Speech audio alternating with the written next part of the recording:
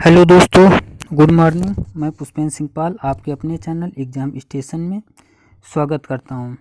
जैसे कि आपको पिछली वीडियो में बताया गया था कि जो अगली वीडियो होगी वो संधि की होगी, यानी संधि पढ़ाया जाएगा अगली वीडियो में। जो पिछली वीडियो 5 से 6 वीडियो पढ़ी हुई वो सबसे पहले सिलेबस की वीडियो है। उसके बाद वर्णमाला पढ़ाई गई थी। नहीं, वर्णमाला से पहले एक वीडियो भाषा की उत्पत्ति के बारे में बताया गया था और उसके 25 क्वेश्चन करवाए गए थे। और उसके बाद पढ़ाया गया था वर्णमाला। क्या वर्णमाला पूरा पढ़ा दिया गया। अब उसके बाद आता है 5वां चैप्टर संधि का। तो चलो आप देखते हैं संधि के बारे में। देखो, अगर संधि की बात की जाए संधि, अगर संधि को संधि का संधि विच्छेद करें तो क्या होगा?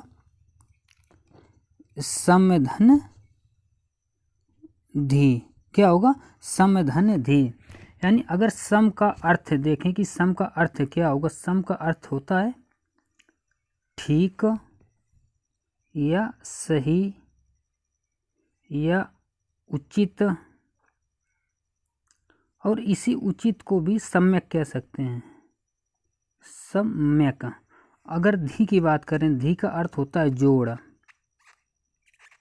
जोड़ या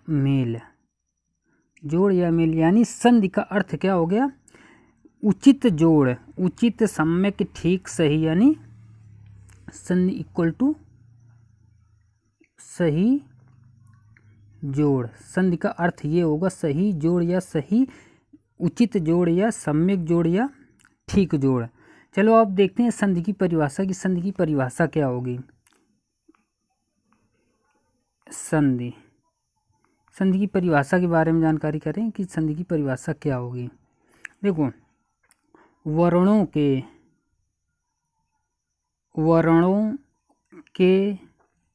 व्यवस्थित मेल से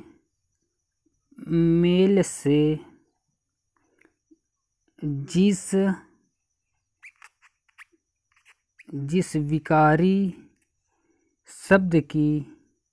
विकारी शब्द की उत्पत्ति होती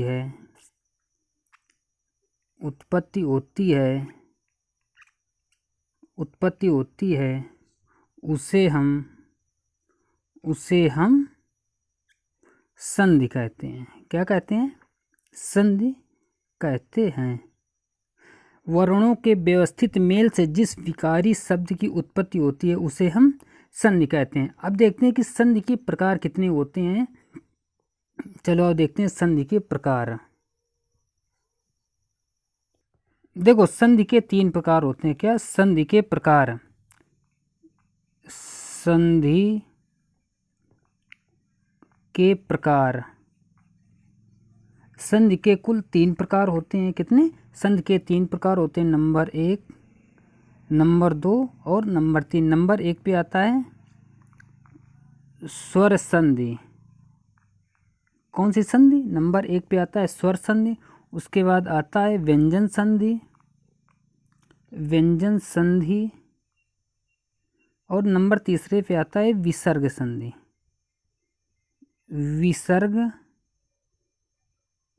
संधि।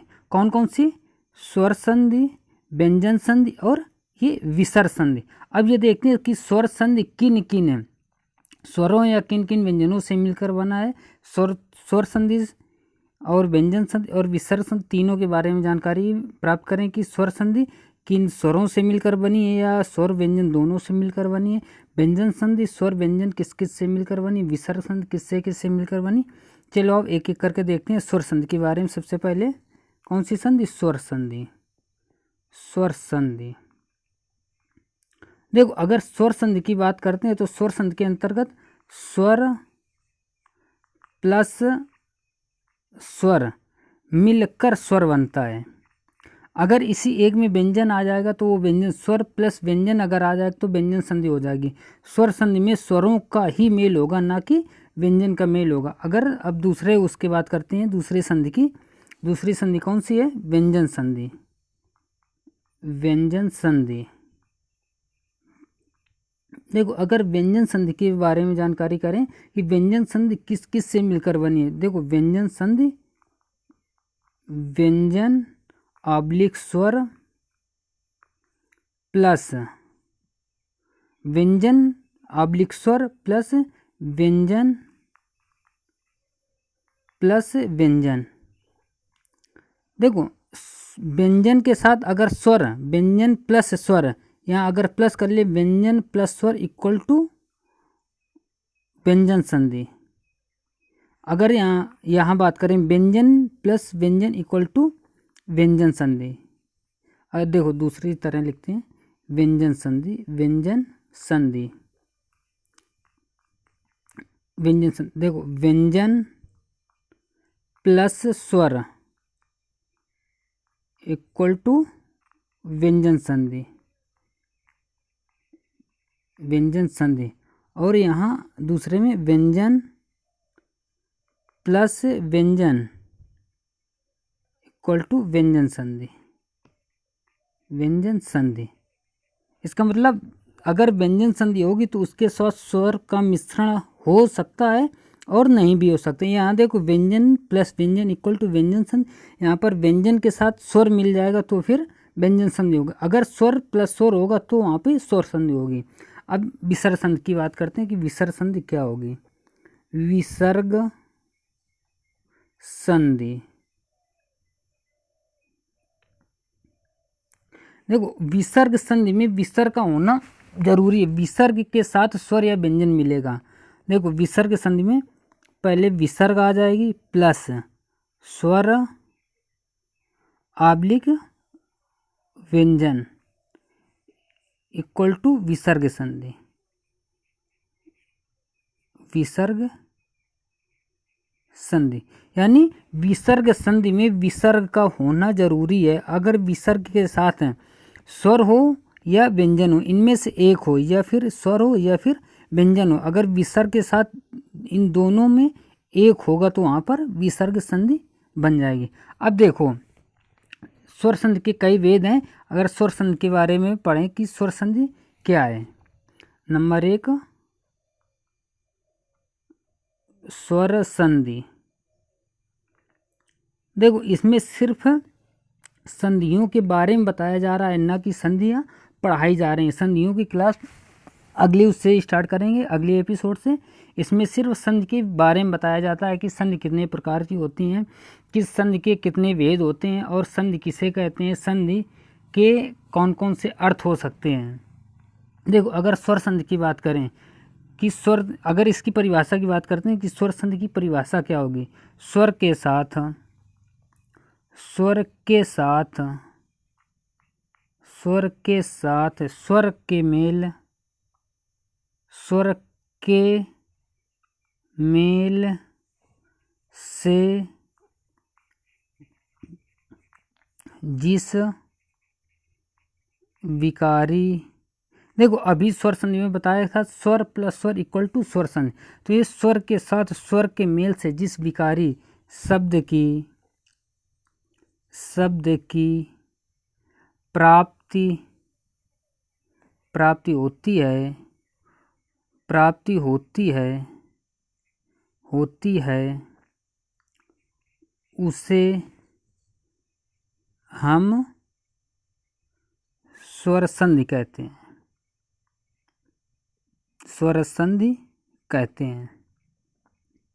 या इसी नियम को हम स्वर संधि कहते हैं। किस नियम को? स्वर के साथ स्वर मिल जाएगा तो वहाँ पे स्वर संधि होगी, और इसी नियम को हम स्वर संधि का नियम भी कहते हैं। अगर अब देखो स्वर संधि के भेद हैं। स्वर संधि के कई भेद हैं, उनके बारे में पढ़ लेते हैं कि स्वर संधि के कौन कौन से भेद हैं। स्वर संधि के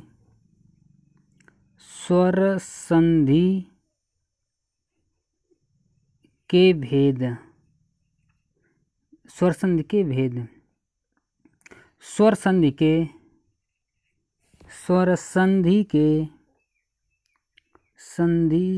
के पांच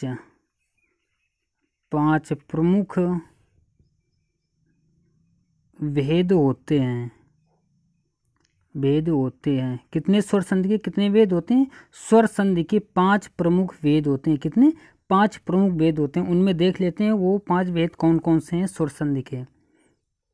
चलो अब देखते हैं स्वर संधि के 5 भेद। चलो अब देखते हैं स्वर संधि के भेद। नंबर